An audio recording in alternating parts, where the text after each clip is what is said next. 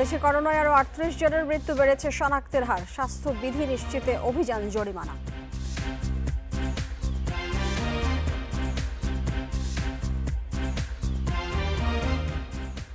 পুরান ঢাকার বাদামতলীতে শতাধিক ফলের দোকান উচ্ছেদ, অবৈধ দখলে ছিল এমপি হাজী সেলিমের।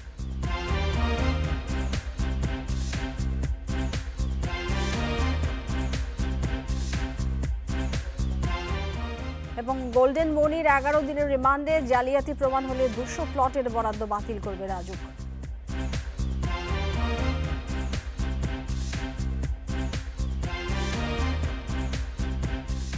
স্বাগত জানাচ্ছি বিরতিহীন রাত 9টায় বাংলাদেশে। আপনাদের সাথে আছে আমি মাহমুদা মমিতা। শিরোনাম বলছিলাম, এবার পুরো খবর। দেশে করোনায় আরও 38 জনের মৃত্যু হয়েছে, এর মধ্যে পুরুষ 28 এবং নারী 10 জন। এ নিয়ে মোট প্রাণহানি হল 6388 জনের। 117টি ল্যাবে 24 ঘন্টায় 13,870 নমুনা পরীক্ষায় করোনা শনাক্ত হয়েছে 2060 জনের। পরীক্ষা বিবেচনায় শনাক্তের হার 14.85%। রোববার স্বাস্থ্য অধিদপ্তরের বিজ্ঞপ্তিতে জানানো হয়েছে, দেশে মোট করোনা আক্রান্তের সংখ্যা দাঁড়িয়েছে 4,47,341 জনে। সুস্থ হয়েছেন আরও 2076 জন। এ নিয়ে মোট সুস্থ 3,62,428 জন।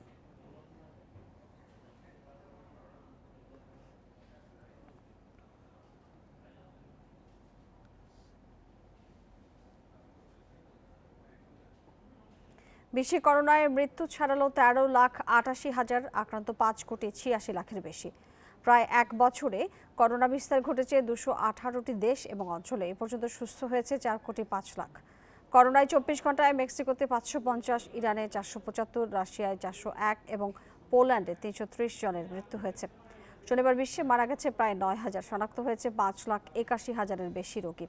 প্রথম ধাপের সংক্রমণ মোকাবিলায় ইউরোপে রোল মডেল হওয়া জার্মানি বিপর্যস্ত দ্বিতীয় ধাপের সংক্রমণে। এরই মধ্যে ধারণ ক্ষমতার চূড়ান্ত পর্যায়ে পৌঁছে গেছে হাসপাতালের আইসিইউগুলো।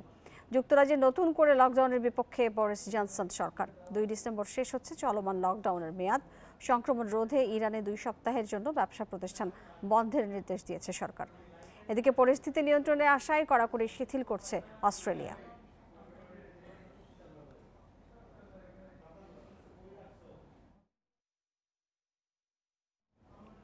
করোনা আক্রান্ত হওয়ার পর ট্রাম্পকে দেয়া অ্যান্টিবডি ড্রাগ রিজেনেরনের ব্যবহারের অনুমতি দিয়েছে যুক্তরাষ্ট্রের খাদ্য এবং ঔষধ প্রশাসন FDA।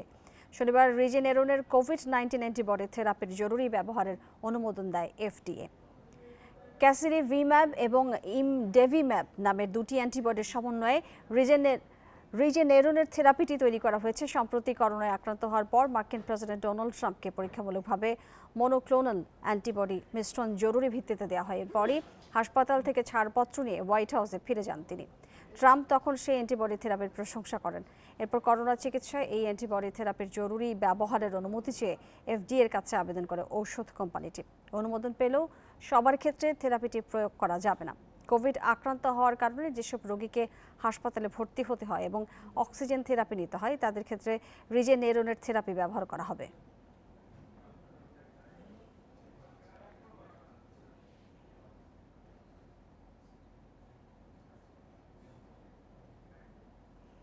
দেশে করোনার দ্বিতীয় ঢেউয়ের আশঙ্কার মাঝে স্বাস্থ্যবিধি নিশ্চিতে চতুর্থ দিনের মতো অভিযান পরিচালনা করেছে ঢাকা জেলা প্রশাসন। রবিবার রাজধানীর 10টি স্পটে অভিযান চালিয়ে 85 জনকে প্রায় 20,000 টাকা জরিমানা করে ভ্রাম্যমাণ আদালত। এদিকে কারওয়ান বাজারে এক অনুষ্ঠানে করোনা ঠেকাতে নো মাস্ক নো সার্ভিস বিষয়টি পূর্ণাঙ্গ বাস্তবায়নের উপর জোর দিলেন তথ্য প্রতিমন্ত্রী ডাক্তার মুরাদ হাসান। বেলা 1:15 পুরান ঢাকার চকবাজার মোড় ও তার আশেপাশের গলিতে স্বাস্থ্যবিধির তোয়াক্কা না করে ঘোরাফেরা করছে অসংখ্য মানুষ। সিংহভাগের মুখেই নেই মাস্ক, মানছেন না সামাজিক দূরত্ব। তবে ভ্রাম্যমাণ আদালতের অভিযানের খবর পেয়েই সবাই ছোটে মাস্কের দোকানে। 2-একটা দোকানে জরিমানা বা 2-1 জনকে জরিমানা করার সাথে সাথেই দেখা যায় ওই এরিয়াতে যখন আমরা মুভ করতে থাকি, বেশিরভাগ দোকানেই মাস্ক পরা অবস্থায় পাওয়া যায় জনসাধারণকে, কারণ তারা তখন খবরটা পেয়ে যায়, খবর পেয়ে সচেতন হয়ে যায়। এটা আসলে ঠিক না, কারণ ব্যক্তিগত পর্যায়ে আসলে সবারই সচেতন থাকা উচিত, স্বাস্থ্যবিধি মেনে চলা উচিত। করোনার ঝুঁকি এড়াতে সরকারি নির্দেশনা মেনে মাস্ক ব্যবহার না করায় জরিমানা করা হয় বেশ কয়েকজনকে। রাজধানীর মোট 10টি স্পটে রবিবার পরিচালিত হয় ভ্রাম্যমাণ আদালতের এই অভিযান। এদিকে রাজধানীর কারওয়ান বাজারে বিনামূল্যে মাস্ক বিতরণের এক অনুষ্ঠানের তথ্য প্রতিমন্ত্রী বলেন, করোনার প্রকোপ ঠেকাতে হলে নো মাস্ক নো সার্ভিস বিষয়টি পূর্ণাঙ্গ বাস্তবায়ন করতে হবে। আমরা যাতে সকলেই আমাদের স্বাস্থ্যবিধি মেনে চলি এবং মাস্ক পরিধান করি, এই কর্মসূচির মধ্য দিয়ে আমাদের সমগ্র দেশে আমাদের মিডিয়ার মাধ্যমে আহ্বান জানাব সারা দেশে এই কর্মসূচিটি যাতে সকলেই মিলে আমরা পালন করি। করোনা ভাইরাসের সংক্রমণ থেকে সুরক্ষা দিতে নগরবাসীর মাঝে বিনামূল্যে মাস্ক বিতরণ করে সম্প্রীতি বাংলাদেশ নামে একটি সংগঠন। আমরা চাইব বাংলাদেশের সকল সামাজিক, সাংস্কৃতিক এবং রাজনৈতিক সংগঠনগুলো যেন অনুপ্রাণিত হয়ে তারাও যেন নিজ নিজ ক্ষেত্রে স্বক্ষেত্রে তাদের প্রোগ্রাম নেন। আসন্ন শীতে করোনার প্রকোপ ঠেকাতে ভ্রাম্যমাণ আদালতের মাধ্যমে স্বাস্থ্যবিধি নিশ্চিতের কার্যক্রম চলমান থাকবে বলে জানিয়েছে ঢাকা জেলা প্রশাসন। বিপ্রজিৎ চন্দ্র, ইন্ডিপেন্ডেন্ট নিউজ, ঢাকা। করোনা সংক্রমণ রোধে মাস্ক না পরার দায়ে মৌলভীবাজারে শতাধিক ব্যক্তিকে জরিমানা করেছে ভ্রাম্যমাণ আদালত। অভিযানের সময় মাস্ক ব্যবহারে নিশ্চিত করতে দরিদ্র এবং অসহায় মানুষের মাঝে মাস্ক বিতরণ করা হয়। দ্বিতীয় ধাপে করোনা সংক্রমণ রোধে মৌলভীবাজার শহর সহ বিভিন্ন উপজেলায় সকাল থেকে একযোগে 20টি স্থানে চলে ভ্রাম্যমাণ আদালতের কার্যক্রম। একজন করে নির্বাহী ম্যাজিস্ট্রেটের নেতৃত্বে পরিচালিত এসব অভিযানে মাস্ক না পরায় 393টি মামলায় 93,390 টাকা জরিমানা করা হয়। পরে শহরের কুসুমবাগ এলাকায় পরিচালিত অভিযানে জেলা প্রশাসক মীর নাহিদ আহসান এবারের শীতের স্বাস্থ্য ঝুঁকি মোকাবিলায় মাস্ক ব্যবহারে জনগণকে উদ্বুদ্ধ করেন। জনসচেতনতায় আগামী 1 সপ্তাহ এই অভিযান চলবে।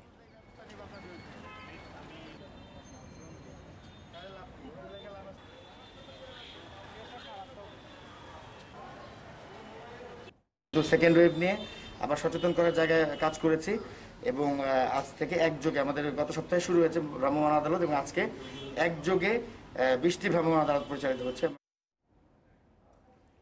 ঢাকার সরকারি বেসরকারি হাসপাতালে আইসিইউ রয়েছে 309টি। প্রায় 2 কোটি মানুষের জন্য এত কম আইসিইউ দিয়ে করোনার দ্বিতীয় ঢেউ সামলানো কঠিন হতে পারে বলে মনে করছেন বিশেষজ্ঞরা। এছাড়া করোনা মোকাবিলায় প্রতি জেলায় 10টি আইসিইউ বেড স্থাপনের বরাদ্দ দেওয়া হলেও চালু হয়নি একটিও। জরুরি ভিত্তিতে আইসিইউ বাড়ানোর তাগিদ বিশেষজ্ঞদের। শীতের প্রকোপ শুরু না হতেই বাড়ছে করোনা সংক্রমণ। ঢাকায় আইসিইউ বেডের চাহিদাও বাড়ছে, অথচ ঢাকার সরকারি 10টি হাসপাতালে আইসিইউ বেড রয়েছে 117টি, বেসরকারিতে 192টি। কুয়েত বাংলাদেশ মৈত্রী সরকারি হাসপাতালে 16টি, কুর্মিটোলা জেনারেল হাসপাতালের 10টি এবং বঙ্গবন্ধু মেডিকেল বিশ্ববিদ্যালয়ের 16টি আইসিইউ বেডের সবগুলোতেই রোগী ভর্তি।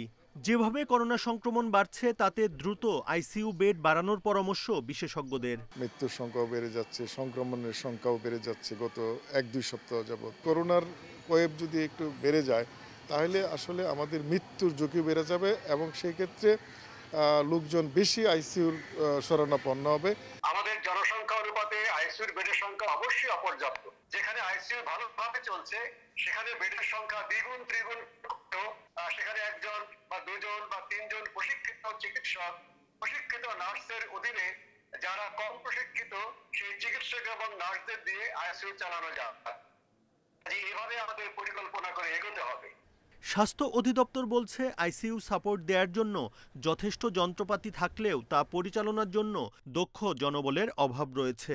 সরকারের প্রত্যেকটা ডিস্ট্রিক্ট সদর হাসপাতালে 10টি করে আইসিইউ সেই শয্যা সংখ্যা করার জন্য সেরকম প্রজেক্ট এবং টাকা অনুদানও দেওয়া হয়েছে, কিন্তু এই কাজগুলা ধীর গতিতে হচ্ছে এবং এইগুলো আসলে দ্রুত বাস্তবায়ন করার জন্য মন্ত্রণালয় অধিদপ্তর একযোগে কাজ করতে হবে। ইচ্ছা করলে আমি এখন 6 মাস 1 বছর ট্রেনিং দিয়ে একজন অ্যানেস্থেসিস্ট তৈরি করার মতো সুযোগ আমার হাতে নেই, আর স্পেশালিস্ট বানানো তো অবশ্যই কঠিন কথা। সেই জন্য সব দিক বিবেচনা করে আমাদের আইসিইউ বেড বাড়াতে হবে। বিশ্ব স্বাস্থ্য সংস্থার গবেষণা বলছে বেশিরভাগ কোভিড রোগী সাধারণ চিকিৎসাতেই সুস্থ হন। 18 থেকে 20% রোগীকে হাসপাতালে যেতে হয়, 5% লাগে ICU. Buddhadeb Kundu, independent News, Dhaka. প্রধানমন্ত্রী শেখ হাসিনা বলেছেন, স্বাস্থ্যবিধি মেনে চললেই করোনার দ্বিতীয় ধাপও ঠেকানো সম্ভব। জনগণকে কিভাবে সুরক্ষিত রাখা যায় সেটি সরকারের মূল চেষ্টা। দ্বিতীয় ধাপ মোকাবিলায় দেশে সব ধরনের প্রস্তুতি নেওয়া হচ্ছে বলেও জানিয়েছেন প্রধানমন্ত্রী। সকালে গণভবন থেকে ভিডিও কনফারেন্সে 3টি সেতু এবং একটি চত্বর উদ্বোধনের সময় তিনি এইসব কথা বলেছেন। যোগাযোগ উন্নত হলে আর্থ-সামাজিক ব্যবস্থা উন্নত হবে জানিয়ে প্রধানমন্ত্রী বলেছেন, দেশের মানুষের মৌলিক চাহিদা নিশ্চিত করে যোগাযোগ নেটওয়ার্ক গড়ে তুলছে সরকার। মাগুরার মধুমতি নদীর ওপর এলাংখালী ঘাটে নির্মিত হয়েছে 600 মিটার দীর্ঘ শেখ হাসিনা সেতু। নারায়ণগঞ্জের শীতলক্ষা নদীর ওপর নির্মিত হয়েছে গোলাম দস্তগীর গাজী বীর প্রতীক সেতু, যার দৈর্ঘ্য 576 মিটার। যশোরের অভয়নগরে যশোর খুলনা সড়কে ভৈরব নদীর ওপর নির্মিত হয়েছে 702 মিটার সেতু। গণভবন থেকে ভার্চুয়ালি এই 3টি সেতু ও পাবনা শহরে একটি চত্বরের উদ্বোধন করেন প্রধানমন্ত্রী শেখ হাসিনা। তুলে ধরেন যোগাযোগ নেটওয়ার্ক নিয়ে তার সরকারের পরিকল্পনা ও অর্থনৈতিক সমৃদ্ধিতে উন্নত যোগাযোগের ভূমিকা। একটা পর একটা সেতুগুলি যে হচ্ছে, এর ফলে কিন্তু আর যোগাযোগটা আরও উন্নত হবে। তার ফলে আপনি কৃষি পণ্য বলেন, মৎস্য বলেন, বন্য যে কোনো পণ্য বাজারজাত করা এবং সেগুলি মানুষের জীবন জীবিকা সহজ হয়ে যাওয়া, সেটা সহজ হবে। করোনার দ্বিতীয় ধাপ মোকাবিলায় সরকারের প্রস্তুতি আছে উল্লেখ করে সবাইকে স্বাস্থ্যবিধি মেনে চলার আহ্বান জানান সরকার প্রধান। আর একটা নতুন ধাক্কা এখন আসছে বিশ্বব্যাপী, আমাদের এখন থেকে সেই প্রস্তুতিও আমরা নিচ্ছি। সেক্ষেত্রে আমরা সবাইকে স্বাস্থ্য সুরক্ষা মেনে চলা এবং এর ফলে যেন মানুষের ক্ষতিগ্রস্ত না হয়, কারণ প্রথম দিকে আমাদের অতটা অভিজ্ঞতা ছিল না, এখন অন্তত অভিজ্ঞতা হয়েছে। তাছাড়া যে ভ্যাকসিনটা আবিষ্কার হচ্ছে সেটা ইতিমধ্যে ক্রয় করবার জন্য আমরা আগাম টাকা পয়সা দিয়ে আমরা কিন্তু সেটা বুক করে রেখে দিয়েছি। কাজে সেদিক থেকে দেশের মানুষের চিন্তার কিছু নেই। পাবনার বীর মুক্তিযোদ্ধা রফিকুল আলম বকুল স্বাধীনতা চত্বর উদ্বোধন করে শেখ হাসিনা বলেন, মুক্তিযুদ্ধে রফিকুল ইসলাম বকুলের বীরত্ব এবং আওয়ামী লীগের দুঃসময়ে তার সাহসিকতা ও অবদান এখনও স্মৃতিতে অম্লান হয়ে আছে। অনিমেষ কর, ইন্ডিপেন্ডেন্ট নিউজ, ঢাকা। করোনার কারণে এবার সীমিত পরিসরে হবে মহান বিজয় দিবস উদযাপন। বাতিল করা হয়েছে জাতীয় প্যারেড গ্রাউন্ডে সশস্ত্র বাহিনীর সম্মিলিত সামরিক কুচকাওয়াজ। স্বাধীনতার 49 বছরে প্রথম প্যারেড গ্রাউন্ডের কুচকাওয়াজ বাতিল করা হলো। এ বিষয়ে প্রধানমন্ত্রী শেখ হাসিনা অনুশাসন দিয়েছেন বলে মুক্তিযুদ্ধ বিষয়ক মন্ত্রণালয়ের পক্ষ থেকে জানানো হয়েছে। মহান বিজয় দিবস 2020 উদযাপন উপলক্ষে জাতীয় কর্মসূচি প্রণয়ন এবং বাস্তবায়নের লক্ষ্যে বৃহস্পতিবার অনুষ্ঠিত দ্বিতীয় পর্যায়ের ভার্চুয়াল আন্তঃমন্ত্রণালয় সভার কার্যবিবরণীতে এই তথ্য জানানো হয়। বলা হয়, এবারের বিজয় দিবস উদযাপনের প্রস্তুতি বিষয়ে প্রধানমন্ত্রীর মতামত জানতে চাইলে জনস্বাস্থ্যের বিষয় বিবেচনায় রেখে আয়োজন সীমিত পরিসরে রাখার পরামর্শ দিয়েছেন শেখ হাসিনা। কুচকাওয়াজ বাতিল করা ছাড়াও দেশব্যাপী বিজয় দিবসের সব আয়োজনই স্বাস্থ্যবিধি মেনে সীমিত পরিসরে আয়োজনের পরামর্শ দিয়েছেন প্রধানমন্ত্রী। ভার্চুয়ালি আলোচনা থেকে আরও জানানো হয়েছে, বিজয় দিবস উদযাপন বিষয়ক যেসব সিদ্ধান্ত নেওয়া হয়েছে সেগুলো প্রধানমন্ত্রীর অনুমোদনের পর সংশ্লিষ্ট সবাইকে আনুষ্ঠানিকভাবে জানানো হবে।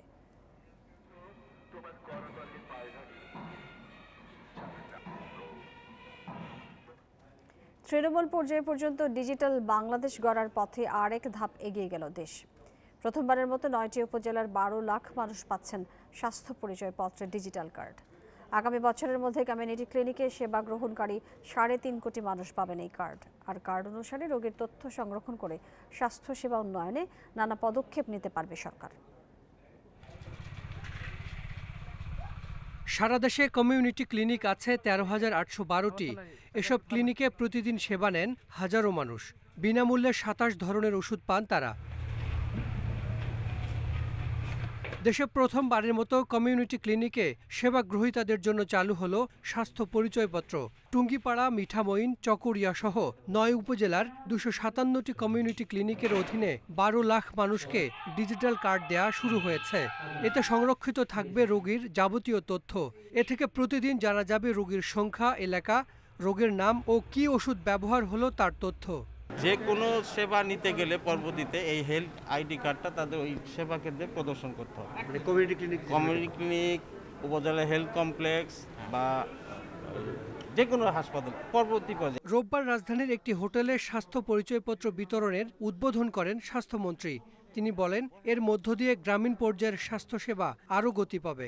হেলথ কার্ডের মাধ্যমে একটি ব্যক্তির স্বাস্থ্যসেবার সমস্ত ইনফরমেশনগুলো, প্রয়োজনীয় যে ডাটাগুলো সেখানে থাকে এবং তাকে সেবা দিতে ডাক্তারদের সুবিধা হয় এবং সে নিজের সম্বন্ধেও সে জানতে পারে। কাজে এই আইডি হেলথ কার্ডের মাধ্যমে আমরা আমাদের স্বাস্থ্য সেবাকে আরও এক ধাপ এগিয়ে নিয়ে যেতে পারবো। স্বাস্থ্য সেবাকে আরও বেশি আমরা এফেক্টিভ করতে পারবো, কার্যকারী করতে পারবো এই আইডি কার্ডের মাধ্যমে। স্বাস্থ্য সচিব আব্দুল মান্নান জানালেন, তৃণমূলের স্বাস্থ্য সেবার পরিসর বাড়াতে কমিউনিটি ক্লিনিকের নতুন মডেল বাস্তবায়ন করা হচ্ছে। আমরা চাচ্ছি যে এর এই সমস্ত কার্যক্রমের সাথে জনপ্রতিনিধিদেরকে সম্পৃক্ত করা। ইতিমধ্যে জনপ্রতিনিধিদেরকে সম্পৃক্ত করা হয়েছে, কিন্তু আমি মনে করছি আরও ইফেক্টিভলি করতে হবে। স্বাস্থ্য অধিদপ্তর জানিয়েছে 2021 সালের মধ্যে দেশের 5000 কমিউনিটি ক্লিনিকে চালু হবে ডিজিটাল স্বাস্থ্য পরিচয়পত্র। Hasan Misbah, independent News, Dhaka. আগামী 10 ডিসেম্বরের মধ্যে পদ্মা সেতুর সব স্প্যান বসবে। সেতু কর্তৃপক্ষের টার্গেট বিজয় দিবসের আগে 6.15 কিলোমিটারের পুরো সেতু দৃশ্যমান করা। তবে সব স্প্যান বসলেও বাকি থেকে যাবে সেতুতে রোড এবং রেলওয়ের স্ল্যাব স্থাপন। 2021 সালের ডিসেম্বরে সেতু উদ্বোধন করতে অন্য যে কোনো সময়ের চেয়ে কাজের গতি বাড়ানো হয়েছে। কুয়াশায় আচ্ছাদিত পদ্মা, বর্ষা শেষে শান্ত স্থির নদীর বুকে সগৌরবে দাঁড়িয়ে কোটি মানুষের স্বপ্নের সেতু। গেল কয়েকদিনের আবহাওয়া যেন পদ্মা নদীর মতোই আনপ্রেডিক্টেবল। শীতের আগমনের মধ্যেই ঝরছে বৃষ্টি, সাথে কুয়াশা। নদীর বুকে তাই দৃষ্টিসীমা বেশ সীমিত। তবে সীমিত দৃষ্টিসীমার মধ্যেও চোখে পড়ে হাজারো শ্রমিকের কাজে মুখর পদ্মা পার। শনিবার সবশেষ 38তম স্প্যান বসায় দৃশ্যমান সেতুর 6.25 কিলোমিটার। আর মাত্র 450 মিটার হলেই দেখা যাবে পুরো পদ্মা সেতু। আমরা 2021 সালের 30 জুন পর্যন্ত টাইম দিয়েছি। এরপরে যে এক্সটেনশন লাগবে তারা এখনও চায় না। এটা কী লাগবে এটা এখন বলে আমরা সেটা শুনতে রাজি না। ফলে বাট আমরা তো বুঝি সব কিছু, তো কোভিড আসার পরে এক শিফটে কাজ হতে পারে নাই।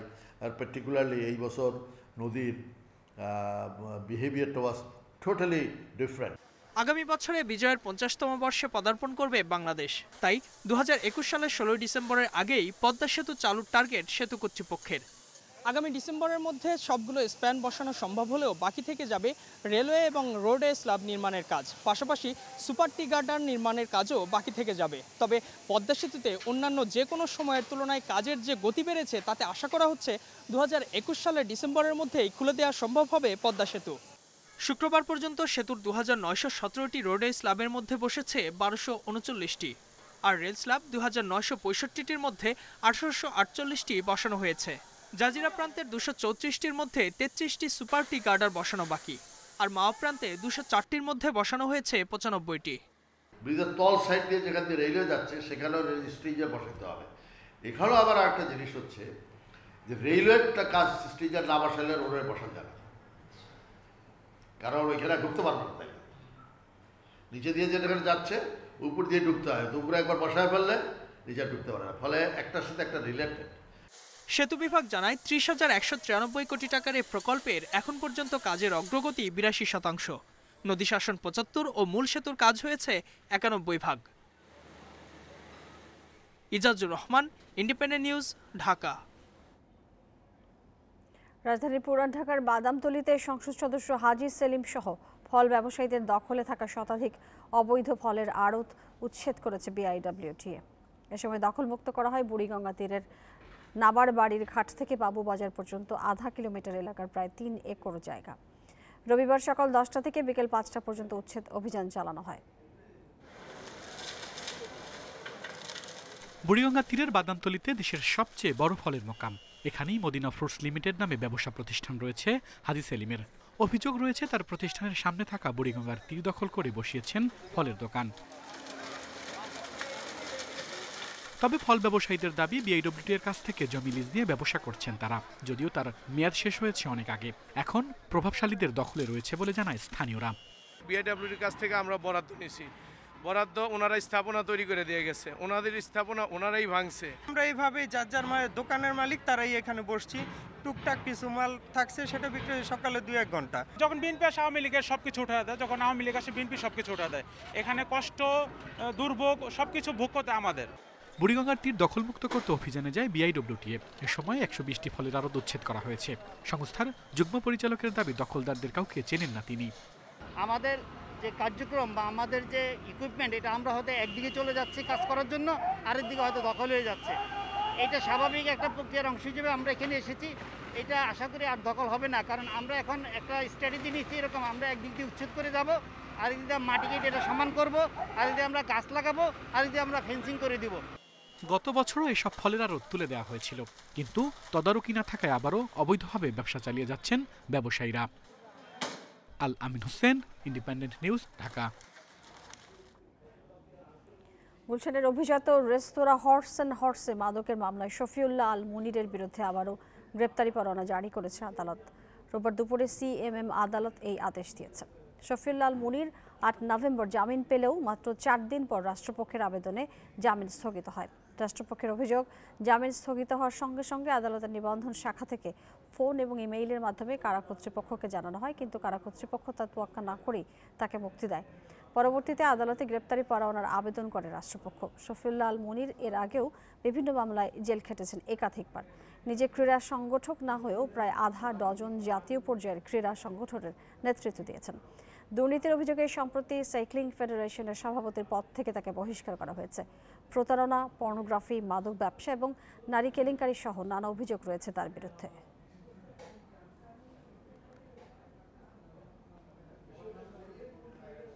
মেল করে পাঠানোর পরবর্তীতে এই আসামি অন্য একটা মামলা গ্রেপ্তার ছিল, ওই মামলা থেকে সে জামিন পাওয়া যায়।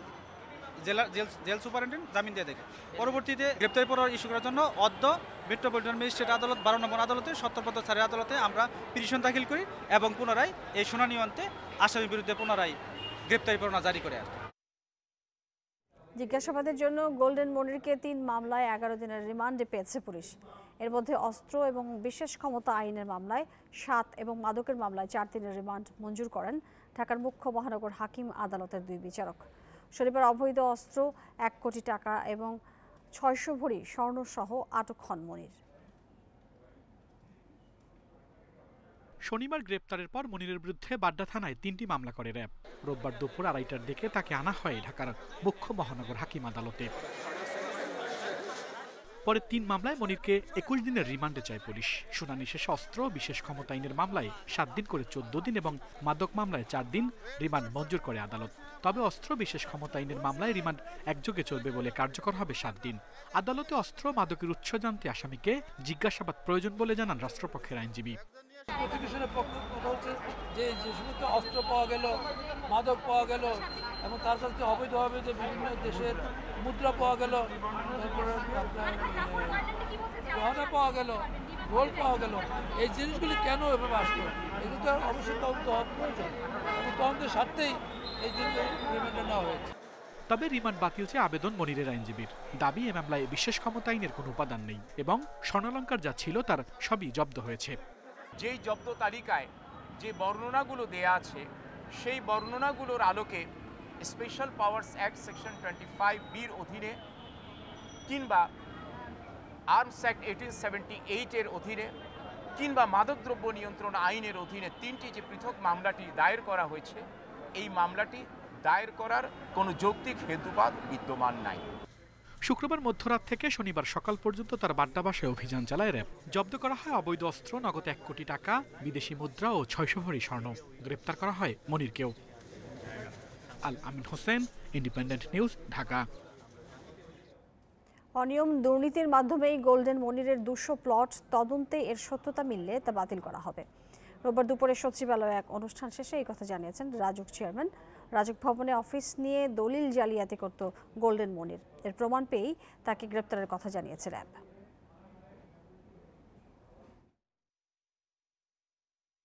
রাজধানীর মেরুলবাড্ডায় গাড়ি ব্যবসায়ী গোল্ডেন মনিরের বাসায় অভিযানে বিপুল পরিমাণ নগদ টাকা, স্বর্ণ, বৈদেশিক মুদ্রা, বিদেশি মদ ও পিস্তল জব্দ করে র্যাব। প্রাথমিক জিজ্ঞাসাবাদে নামে বেনামে 200-রও বেশি প্লট ও প্রায় 1050 কোটি টাকার অবৈধ সম্পদের তথ্য মিলেছে।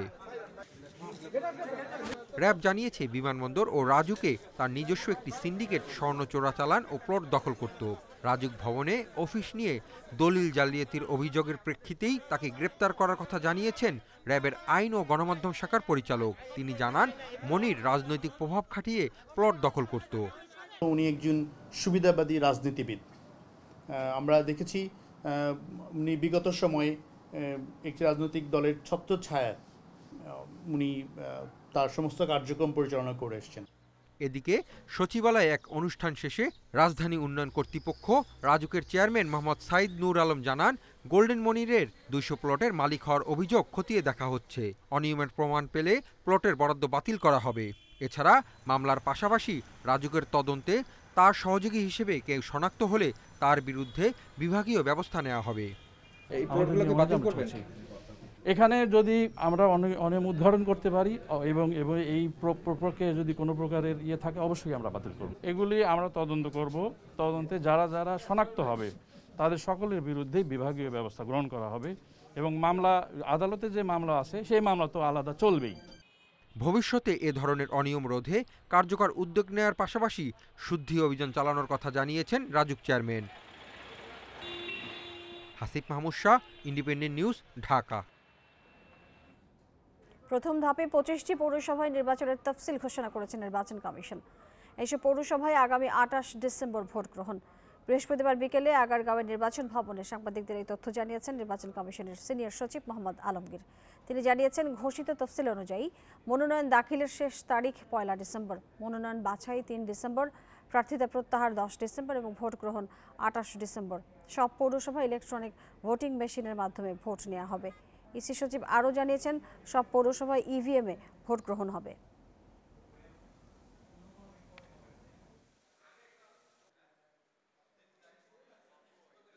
প্রথম ধাপে 25টি পৌরসভার নির্বাচন শিডিউল আজ ঘোষণা করছে।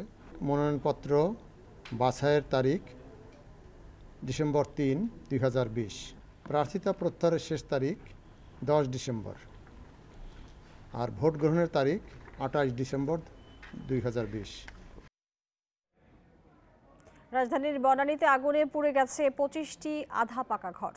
ফায়ার সার্ভিসের 10টি ইউনিট প্রায় 1 ঘন্টার চেষ্টায় আগুন নিয়ন্ত্রণে আনে। তবে প্রাথমিকভাবে আগুন লাগার কারণ এবং ক্ষয়ক্ষতি সম্পর্কে এখনও কিছু জানাতে পারেনি ফায়ার সার্ভিস।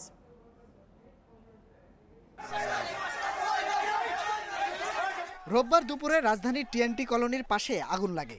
মুহূর্তেই চারপাশে আগুন ছড়িয়ে পড়ে। খবর পেয়ে ফায়ার সার্ভিসের 10টি ইউনিট 1 ঘন্টার চেষ্টায় আগুন নিয়ন্ত্রণে আনলেও পুড়ে যায় আধা পাকা 25টি ঘরবাড়ি। সবগুলোতে নিবানো সম্ভব না, যতটুকু পারছি তখন করছি, এরপরে পিছনের সেক্টর লেগে গেছে।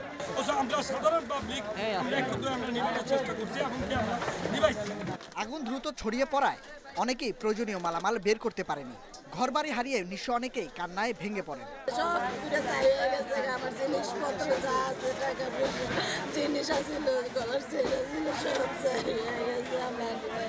কারেন্টের থেকে আগুন লাগছে, লাগার পরে আমি আসলাম, আসার পরে ফায়ার সার্ভিসের গাড়ি এসে আমার ঘরের ভিতরে কিছুই বাঁচে না। তবে আগুন লাগার কারণ ও ক্ষয়ক্ষতি সম্পর্কে কিছু জানাতে পারেনি ফায়ার সার্ভিস। সাধারণত ওই যে এলোমেলোভাবে গ্যাসের লাইন, বিদ্যুতের লাইন, তারপরে বিড়ি সিগারেটের অবাধ ব্যবহার, মশার কয়েলের ব্যবহার, তো এই সমস্ত কোনো একটা কারণ থেকে সাধারণত চুলা, রান্নার চুলা, এই সমস্ত কোনো একটা কারণ থেকেই সাধারণত আগুনটা লেগে থাকে। তো এখন এখানে কোন উৎস থেকে লেগেছে এটা আমাকে আরও ইনভেস্টিগেশন করতে হবে। তদন্ত টিম গঠন হওয়ার পর তদন্ত করে হয়তো স্পেসিফিক কারণটা বলবে। আগুনের ঘটনায় সুষ্ঠু তদন্তের দাবি জানিয়েছেন ভুক্তভোগীরা। Nahid Kamal, Independent News, Dhaka. যেসব সরকারি কর্মকর্তা কর্মচারী অর্থ পাচার করেছেন তারা দেশের শত্রু বলে আখ্যা দিয়েছে হাইকোর্ট। 17 ডিসেম্বরের মধ্যে সেই সব অপরাধীদের তালিকা চেয়েছে আদালত। তাদের বিরুদ্ধে কি ব্যবস্থা নেওয়া হয়েছে দুদককে তাও জানাতে হবে। বিচারপতি নজরুল ইসলাম তালুকদার এবং বিচারপতি আহমেদ সোহেলের বেঞ্চ স্বতঃপ্রণোদিত হয়ে এই রুল জারি করেছেন। অর্থ পাচার করে কানাডা, মালয়েশিয়া, সিঙ্গাপুর ও অস্ট্রেলিয়ায় সম্পদ গড়ে তুলেছেন অনেকে। এর মধ্যে কানাডার টরেন্টোর কথিত বেগমপাড়া সবচেয়ে বেশি আলোচিত। সম্প্রতি পররাষ্ট্রমন্ত্রী আব্দুল মোমেনও জানিয়েছেন, অনেক সরকারি কর্মকর্তাও সেখানে বাড়ি করেছেন। বিভিন্ন গণমাধ্যমে এ সংক্রান্ত প্রতিবেদন ও পররাষ্ট্রমন্ত্রীর বক্তব্য হাইকোর্টের নজরে এলে অর্থ পাচার নিয়ে উষ্মা প্রকাশ করে আদালত। এ নিয়ে আইনশৃঙ্খলা বাহিনী সহ সংশ্লিষ্ট বিভাগগুলো কি ভূমিকা রেখেছে তা জানতে চেয়েছেন বিচারপতি। অর্থ পাচারকারীদের তালিকাও দিতে বলেছেন আদালত। দেশের মানুষের যা কষ্টার্জিত সম্পদ দেশের বাইরে পাচার হয়ে যাচ্ছে, এটা খুব অ্যালার্মিং। বিশেষ করে পররাষ্ট্রমন্ত্রী মহোদয়ের যে ব্যাখ্যা দিয়েছেন, সরকারি কর্মচারীরা টাকা বেশি পাচার করছে, বেগমপাড়া তাদের বেশি, এটাও আদালত খুব গুরুত্ব সহকারে দেখেছেন। সরকারের একজন ঊর্ধ্বতন গুরুত্বপূর্ণ মন্ত্রী যে কথাটা বলছে সেটাকে তো আর অবিশ্বাস করার কোনো কারণ নাই। এ সময় বাংলাদেশ ব্যাংকের নিয়ম বহির্ভূত যে কোনো বৈদেশিক লেনদেন বন্ধের উপর জোর দেয় হাইকোর্ট। নিষেধাজ্ঞাটা হলো যাতে এই ধরনের আর অবৈধ চ্যানেলে কেউ টাকা পাচার করতে না পারে, সেই মর্মে একটা নিষেধাজ্ঞা দিয়েছে। সেটার জন্য সবাইকে সতর্ক থাকার জন্য বলেছে। কোর্ট বলেছে যারা এইভাবে অবৈধভাবে দেশের টাকা নিয়ে যাচ্ছে তারা দেশের শত্রু, জাতির শত্রু। এদিকে রুল জারির পর সচিবালয়ে তথ্যমন্ত্রী বলেন, অর্থ পাচার বন্ধে নানা পদক্ষেপ নিয়েছে সরকার। এটি দুর্নীতি দমন করার ক্ষেত্রে এবং যারা টাকা পাচার করে তাদের বিরুদ্ধে ব্যবস্থা গ্রহণ করার ক্ষেত্রে এটি সহায়ক। এবং এই রায়ের জন্য আমি আসলে হাইকোর্টকে আমি ধন্যবাদ জানাই, অভিনন্দন জানাই। তিনি আরও বলেন, এরই মধ্যে পাচার হওয়া টাকা ও পাচারকারীদের আইনের আওতায় আনার চেষ্টা চালাচ্ছে দুদক। Zahidul Bashar, Independent News, Dhaka. বলার এবং বাফুফের সাবেক সহসভাপতি বাদল রায় দীর্ঘদিন ধরে নানা রোগে ভুগছিলেন তিনি। সবশেষ লিভার ক্যান্সারে আক্রান্ত হয়ে ভর্তি ছিলেন হাসপাতালে। তার মৃত্যুতে শোক জানিয়েছেন রাষ্ট্রপতি এবং প্রধানমন্ত্রী। একজন তারকা ফুটবলার, একজন স্বপ্নবিলাসী সংগঠক কিংবা এক প্রতিবাদী কণ্ঠস্বর, সব মিলিয়ে একজন বাদল রায়। দেশের ফুটবলের অভিধানে যার নামের পাশে লেখা থাকবে অসংখ্য উপমা। শুধু ফুটবলার নয়, সফল ক্রীড়া সংগঠকও তিনি। কিন্তু যে ফুটবলের নায়ক ছিলেন তিনি, সেই খেলাকে ঘিরেই অনেক অভিমান জমা ছিল বাদল রায়ের। আর সেই অভিমান নিয়েই চলে গেলেন না ফেরার দেশে। দীর্ঘদিন ধরেই নানা শারীরিক জটিলতায় ভুগছিলেন। 2017 সালে মস্তিষ্কে রক্তক্ষরণের পর স্বাভাবিক চলাফেরা কঠিন হয়ে পড়ে। আগস্টে করোনা আক্রান্তের পর গেল 15 নভেম্বর লিভারে ক্যান্সার ধরা পড়ে বাদল রায়ের। রোববার বিকেলে বাংলাদেশ মেডিকেল কলেজ হাসপাতালে শেষ নিঃশ্বাস ত্যাগ করেন। ফুটবল ধরেই চলে গেছে, যেটা বলছিলাম, জার্সি 10 ছিল, শেষ পর্যন্ত আজকের বিছানাও 10 ছিল। দেশের ফুটবলের অন্যতম সেরা তারকার প্রয়াণে শোক জানিয়েছেন রাষ্ট্রপতি ও প্রধানমন্ত্রী। হাসপাতালে শেষ শ্রদ্ধা জানাতে উপস্থিত হন তার দীর্ঘদিনের বন্ধু, সতীর্থ, সহকর্মী সহ শুভানুধ্যায়ীরা। আমাদের মাননীয় প্রধানমন্ত্রী তাকে একবার মৃত্যুর দুয়ার থেকে ফিরিয়ে এনেছেন। এর মাঝেও তার গত 1 তারিখ থেকে তার অবস্থার অবনতি ঘটে। প্রথমে আসগর আলী হসপিটালে উনি ছিলেন, ওখান থেকে তাকে পরবর্তীতে স্কোয়ারে স্থানান্তরিত করা হয়। ওখানে ডায়ালিসিস, তার কিডনি এফেক্টেড হয়ে যাওয়ার কারণে ডায়ালিসিস করা হয়েছিল। বাদল সকলেই নয়নমণি ছিল, সকলেই বাদলকে ভালোবাসতেন। প্লেয়ার হিসেবে, কর্মকর্তা হিসেবে তার আচার আচরণ ব্যবহার অত্যন্ত অমায়িক ছিল। ফুটবলের প্রতি এমন অন্তঃপ্রাণ মানুষ আমি দেখিনি। আমরা ফুটবলকে কিভাবে ভালোবাসতে হয়, তার সাথে খেলোয়াড়দের সাথে, অফিসিয়ালদের সাথে এই যে রিলেশন, না সব মানুষের সাথে, হয়তো যিনি এখন ওনাকে পছন্দ করে না, কিন্তু ফুটবলের জন্য ওনাকে পছন্দ করে। ফুটবলই ছিল তার ধ্যান জ্ঞান। অসুস্থতার মাঝেও ফুটবলের সাথে নিজেকে জড়িয়ে রেখেছিলেন। ঐতিহ্যবাহী ক্লাব মোহামেডানের পুনর্গঠনে ছিলেন সোচ্চার। সবশেষ ফুটবল ফেডারেশনের নির্বাচনে লড়েছিলেন সভাপতি পদে। এর আগে 3 মেয়াদে ছিলেন বাফুফের সহসভাপতি। খেলোয়াড়ি জীবনে 80-র দশকে মাঠ মাতিয়েছেন। 1982 দিল্লি এশিয়াডে তার গোলেই ভারতকে হারিয়েছিল বাংলাদেশ।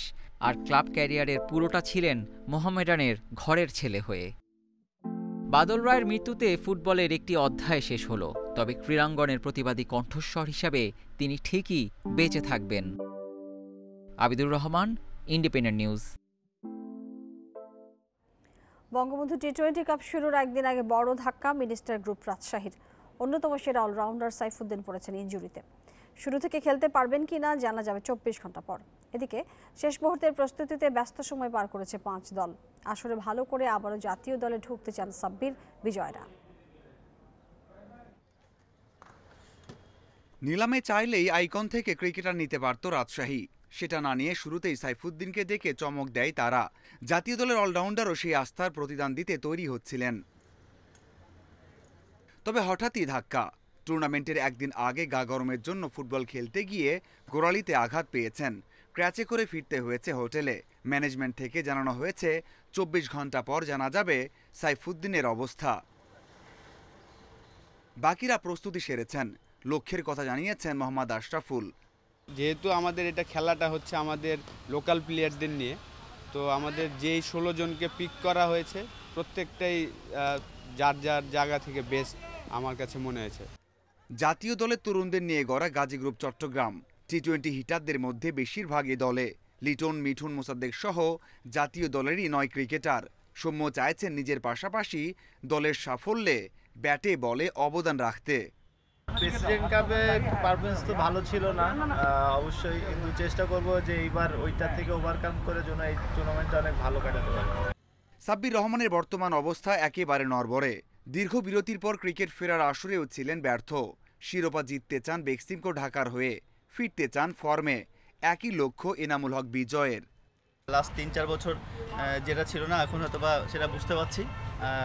ওয়েল ম্যাচুর মনে হচ্ছে এবং মনে হচ্ছে যে শান্তশিষ্ট বা একটু ওয়েল ম্যাচুরভাবে কাজ করা উচিত এবং সব কিছু মিলে চেষ্টা করবো ভালো মতো খেলার চেষ্টা করব। যখনই আমরা দেখেছি যে আমরা এই টিমে আছি, যে টিমে সাকিব আল হাসান আছে, রিয়াদ ভাই আছে, কায়েস ভাই আছে, তখন তো আসলে ভালো লাগা কাজ করেছেই বাড়তি। তো আশা করি তাদের সাথে খেলতে পেরে দারুণ কিছু জিনিস শিখবো এবং এগুলো ইউটিলাইজ করে ভালো কিছু করব। সাকিব, মাহমুদুল্লাহরা সকালের মিষ্টি রোদে অনুশীলন করেছেন, ঝালিয়ে নিয়েছেন আর নিজেদের মধ্যে কম্বিনেশন বাড়ানোর কাজ করেছেন। Mazharul Islam, independent news. বিসিবির সুরক্ষা নীতি পর্যবেক্ষণে বঙ্গবন্ধু টি-20 কাপ চলাকালে মেডিকেল প্রতিনিধি পাঠাবে উইন্ডিজ বোর্ড। বিসিবি প্রেসিডেন্টস কাপের আলোকে পাঠানো সুরক্ষা নীতিতে সন্তুষ্ট হয়েছে তারা। তারপরেও সরেজমিনে দেখতে চায় কর্তারা। ক্যারিবীয়দের এক টেস্ট কমানোর আবেদনে এখনও চূড়ান্ত সিদ্ধান্ত নেয়নি বিসিবি। তবে সফলভাবে সিরিজ আয়োজনে আশাবাদী বিসিবি মিডিয়া কমিটির চেয়ারম্যান জালাল ইউনুস। বঙ্গবন্ধু টি-20 কাপের জন্য জোরে সোরে চলছে শেষ মুহূর্তের প্রস্তুতি। বড় বড় ব্যানারে ছেয়ে গেছে গ্যালারি, রং লাগতে শুরু করেছে দেয়ালে দেয়ালে। বিশ্রাম নেই মাঠ কর্মীদের। উইকেট আউটফিল্ডের কাজও শেষের পথে। মূল ভেন্যুর উল্টো পাশে ক্রিকেটাররাও প্রস্তুত হচ্ছেন। 5 দলের আয়োজন যেন হার মানায় বিপিএল-কেও। বায়োবাবলের সুরক্ষা নীতি নিয়ে সতর্ক থাকতে হচ্ছে। সামনে যে ওয়েস্ট ইন্ডিজ সিরিজ, আন্তর্জাতিক অঙ্গনে ফেরার আগে কোনো ভুল করা চলবে না। সেই শিক্ষা এখান থেকে নিতে হবে। প্রমাণ করতে হবে বিসিবি প্রস্তুত সফলভাবে সিরিজ আয়োজনে। দিনক্ষণ ভেন্যু চূড়ান্ত হলেও ক্যারিবিয়ানরা চাইছে নিশ্চয়তা। টি-20 কাপ চলাকালে মেডিকেল টিম পাঠিয়ে দেখে নিতে চায় বিসিবির সুরক্ষা প্রোটোকল। আমাদের হেলথ প্ল্যান পাঠিয়েছি, তো এরপরেও তারা এখানে এসে দেখবে, নিজেরা সরজমিনে এসে এটা দেখবে কিভাবে করা হচ্ছে। তো সেজন্যই এটা হয়তো তারা আসবে, হয়তো আমাদের টুর্নামেন্টের মধ্যেই আসতে পারে তারা। যাওয়ার পরে তারা যে রিপোর্ট যদি স্যাটিসফ্যাক্টরি হয় তারপরে তারা সিদ্ধান্ত নেবে তারা আসবে। তো এখনও মোটামুটি পজিটিভই আছে, তারা আসতে চাচ্ছে। টানা খেলা আর কোয়ারেন্টিনের কথা মাথায় রেখে একটা টেস্ট কম খেলতে চেয়েছে উইন্ডিজ বোর্ড। সেই সিদ্ধান্ত চলে আসবে দ্রুত। কেউ করোনা আক্রান্ত হলে কি হবে, আইসোলেশন হবে কোথায়, আবার অনুশীলনের ব্যবস্থায় কি কি সতর্কতা থাকবে, সেই সব দেখতে আসবে উইন্ডিজ মেডিকেল টিম। দেখেছেন আমরা একটা প্রেসিডেন্ট কাপ করেছি আমরা, তারপরে এখন একটা বঙ্গবন্ধু টি-20 টুর্নামেন্ট হতে যাচ্ছে, এটাও প্ল্যানের মধ্যে ছিল। এগুলোর রিজনটা হচ্ছে আমরা গ্র্যাজুয়ালি আস্তে আস্তে আমরা ইন্টারন্যাশনাল ক্রিকেটের দিকে ধাবিত হচ্ছি। মানে এগুলো যদি আমরা সাকসেসফুলি করতে পারি তাহলে আমরা যেগুলো আমাদের এখানে যেগুলো হোম সিরিজ ছিল, যেটা আমি এর মধ্যে ওয়েস্ট ইন্ডিজটা পড়ছে, তারপর পরবর্তী আরও খেলা আছে। 7 জানুয়ারি পূর্ণাঙ্গ সিরিজ খেলতে ঢাকায় পা রাখার কথা রয়েছে ক্যারিবিয়ানদের। তার আগে মেডিকেল টিমের রিপোর্টটি হবে গুরুত্বপূর্ণ। Mazharul Islam, independent news. আর এই নিয়ে প্রতিবেদন থাকছে সংবাদের শেষ অংশে। চলে যাচ্ছে পরের খবরটিতে। মাদক সংশ্লিষ্টতায় 10 পুলিশ সদস্যকে চাকরিচ্যুত করা হয়েছে। ঢাকা মহানগর পুলিশের উপকমিশনার ওয়ালিদ হোসেন এই তথ্য নিশ্চিত করেছেন। ডিএমপি জানিয়েছে চাকরিচ্যুত 10 জনের মধ্যে ডোপ টেস্টে 9 জনের মাদক সেবনের প্রমাণ পাওয়া গেছে। একজনের বিরুদ্ধে মাদক ব্যবসায় জড়িত থাকার প্রমাণ মিলেছে। এছাড়াও চাকরিচ্যুতির সাময়িক আদেশ হয়েছে 23 জনের বিরুদ্ধে। ডিএমপির তথ্য অনুযায়ী মাদকের সম্পৃক্ততা পাওয়া গেছে মোট 97 পুলিশ সদস্যের।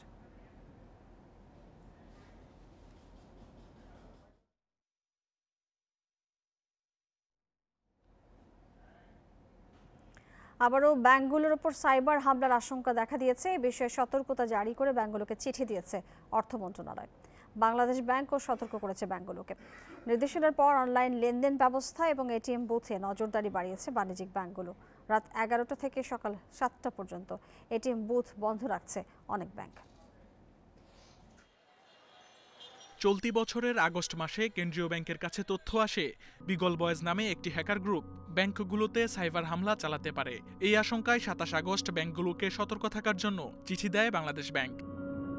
বাংলাদেশ ব্যাংকের পর এবার নির্দেশনা এসেছে অর্থ মন্ত্রণালয় থেকে। বৃহস্পতিবার অর্থ মন্ত্রণালয়ের আর্থিক প্রতিষ্ঠান বিভাগ এই নিয়ে চিঠি দেয় ব্যাংকগুলোকে। চিঠিতে বলা হয়, উত্তর কোরিয়া ভিত্তিক হ্যাকার গ্রুপ বিগল বয়েজ 2016 সালে বাংলাদেশ ব্যাংকের রিজার্ভ থেকে অর্থ চুরির সঙ্গে জড়িত ছিল। এখন তারা আবার বাংলাদেশের বিভিন্ন ব্যাংকের এটিএম বুথ থেকে টাকা উত্তোলন ও সুইফট নেটওয়ার্ক হ্যাকিং করতে পারে। এই পরিস্থিতিতে বাংলাদেশ ব্যাংকও হ্যাকিংয়ের বিষয়ে দেশের ব্যাংকগুলোকে সতর্ক থাকতে বলেছে।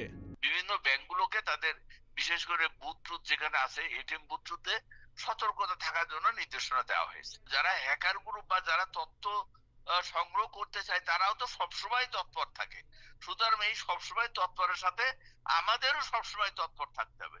তাহলে না আমাদের সমস্ত তথ্য থেকে গোপন তথ্য থেকে শুরু করে সবকিছুই যাতে আমরা এটা সংরক্ষণ করে রাখতে পারি। বাণিজ্যিক ব্যাংকগুলো বলছে সতর্কতার অংশ হিসেবে এটিএম বুথ সহ অনলাইন ব্যাংকিং ব্যবস্থায় নিরাপত্তা বাড়ানো হয়েছে। এই বিষয়ে গ্রাহকদেরও জানিয়ে দেওয়া হচ্ছে মোবাইলে SMS এর মাধ্যমে।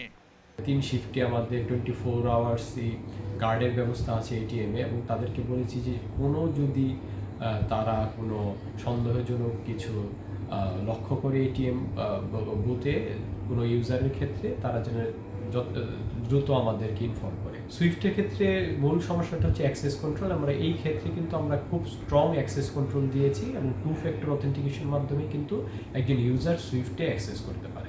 2016 সালের ফেব্রুয়ারিতে যুক্তরাষ্ট্রের federal reserve bank of new ইয়র্কে রক্ষিত বাংলাদেশ ব্যাংকের রিজার্ভ থেকে হ্যাকাররা $8.10 কোটি চুরি করে। Shamim Ahmed, independent News, Dhaka.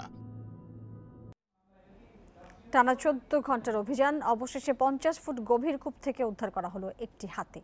ভারতের তামিলনাড়ু রাজ্যের ধর্মপুরী জেলায় এই উদ্ধার অভিযানে অংশ নেন ফায়ার সার্ভিস, বন বিভাগের কর্মী সহ অর্ধশত মানুষ। 19 নভেম্বর ভারতের তামিলনাড়ু রাজ্যের ধর্মপুরী জেলার পাঞ্চাপাল্লি গ্রামে কূপে পড়ে যায় একটি হাতি। অনবরত ডাকতে থাকে এটি। এক পর্যায়ে তা কানে যায় কৃষক ভেঙ্কাটাচালামের। শব্দের উৎস খুঁজতে খুঁজতে তিনি যান নিজের কূপের কাছে। কূপের ভেতরে দেখতে পান হাতিটিকে। ভেঙ্কাটাচালাম খবর দেন ফায়ার সার্ভিসকে। ঘটনাস্থলে পৌঁছান স্থানীয় বন বিভাগের কর্মীরাও। এরপর শুরু হয় উদ্ধার তৎপরতা।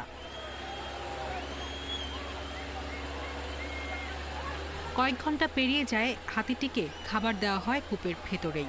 অবশেষে ক্রেনের সাহায্যে টেনে তোলা হয় হাতিটিকে। পুরো সময়টাই শান্ত ছিল বিশালাকৃতির প্রাণীটি। হাতি উদ্ধারের ভিডিও ভাইরাল হয় সামাজিক যোগাযোগ মাধ্যমে। প্রাণীর প্রতি মানুষের এই ভালোবাসা বেশ প্রশংসাও পেয়েছে সেখানে। বাহবা পেয়েছেন উদ্ধারকারীরা।